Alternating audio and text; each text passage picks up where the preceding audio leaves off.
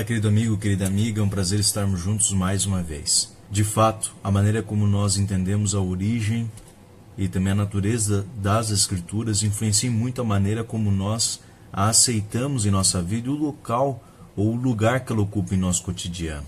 Por isso que existem pelo menos 3 pontos que nós deveremos refletir em nossa vida a respeito das Escrituras. Primeiramente, a respeito da revelação divina e do processo de inspiração, é importante lembrar sempre de que as Escrituras elas não partiram de ideias humanas.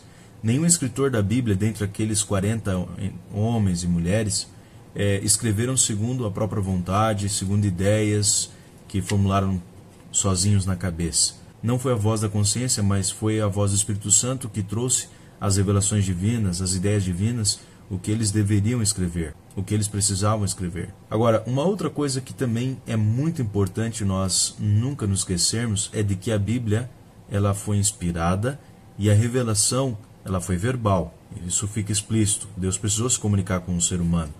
Contudo, mesmo sendo verbal, ela não foi ditada. Ou seja, o Espírito Santo revelou as verdades de Deus e os escritores registraram na sua própria palavra. E é com base nisso que nós sabemos de que, embora a Bíblia seja infalível, ela não é inerrante. Mais ou menos na metade do século XVII, a singularidade da Bíblia como livro santo, acima dos demais, começou a ser questionada pela chamada Era da Razão. O racionalismo começou a defender a ideia de que a Bíblia não era um livro que estava acima de outros. Isso levantou uma preocupação em relação à possibilidade de sobrevir à igreja uma apostasia em relação à verdade e à palavra de Deus. Contra isso, mais ou menos depois do ano de 1870, os evangélicos americanos começaram a levantar algumas ideias oposicionistas em relação ao racionalismo.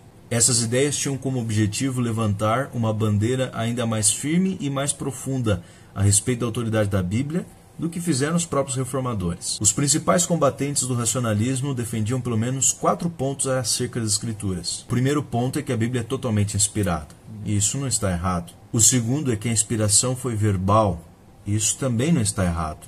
Agora, o terceiro ponto era que a Bíblia é inerrante em todos os assuntos que discorre. E o quarto, eles defendiam que não há erros nos originais, grego, hebraico. Qualquer pessoa que tenha conhecimento de grego, hebraico e estude um pouquinho os originais percebem que essa defesa está equivocada. Lembre-se de uma coisa, um documento inerrante não é necessariamente um documento divinamente inspirado. Uma outra coisa é que, embora a inspiração alcance as palavras, Deus inspirou os homens e não propriamente as palavras. A Bíblia é fruto de uma revelação verbal, mas não ditada. O Espírito Santo não ditou no ouvidinho do escritor, palavra por palavra, que ele deveria escrever.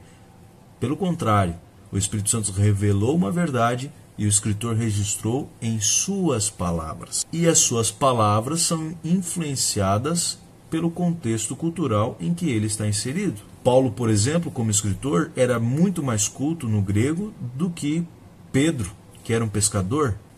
É explícita a diferença da escrita de um para o outro. E uma coisa também muito interessante é que o sola escritura do reformador Martinho Lutero está baseada justamente no conteúdo, na mensagem revelada e registrada nas Escrituras. Mas agora, o que é inspiração?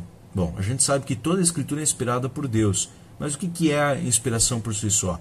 A inspiração é a revelação de Deus e também o resultado da investigação cuidadosa dos escritores em outros materiais. Nós temos alguns trechos da Bíblia que foram retirados de outros materiais, porém esses trechos, resultado de uma acurada investigação por parte do escritor, tornou-se inspirado ao fazer parte do cânon bíblico, ao ser incluído dentro da Bíblia e assim tornando-se também palavra de Deus. Uma outra coisa que reforça a nossa confiança na origem e natureza da Bíblia é o paralelo que existe entre as Escrituras, entre ela mesma e Jesus Cristo.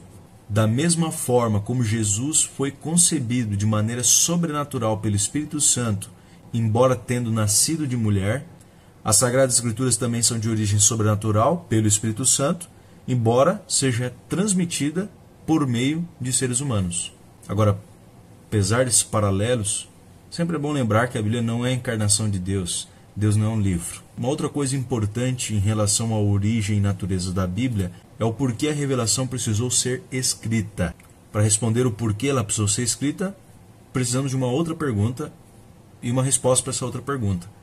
Nós precisamos dessa revelação hoje? Aí nós já começamos a encontrar os motivos pelos quais a palavra de Deus teve que ser escrita, a revelação de Deus teve que ser registrada através da escrita.